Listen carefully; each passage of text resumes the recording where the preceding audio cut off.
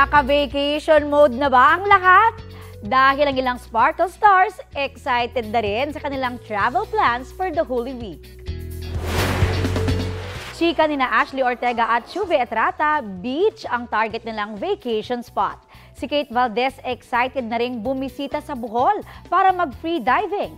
Bukod sa out-of-town trip, intimate relationship with God ang nilook forward ni Sangre Danaya Sania Lopez ngayong Holy Week. Team bahay naman daw si Running Man PH star Kokoy De Santos kasama ang kanyang pamilya.